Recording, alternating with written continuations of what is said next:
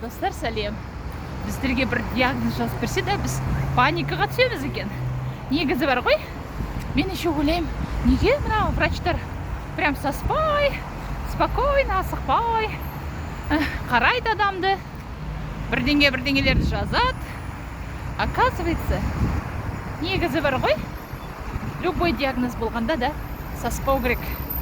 Просто сол ситуациядан шығу керек, шешімін іздеу керек. Сондай неше түрлісі жолы болады екен. Өзіміз, шын айтсақ бар ғой, өзіміз соған әкелеміз.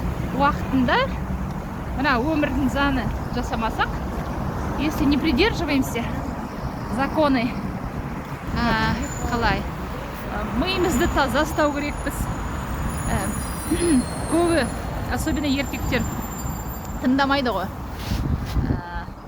Ананы жеме, мынаны ішпе десең, олар ерегесіп, өзінікін істейді ғой. Сосын жүреді әйелдері соларда деген қартайғанда қарап, сосын олар андай очень капризный болады ғой. Сол үшін давайте, әр ер адам, әр адам өз-өзін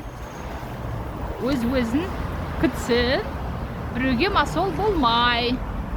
Сол менің миыма келді осындай мысль дейма.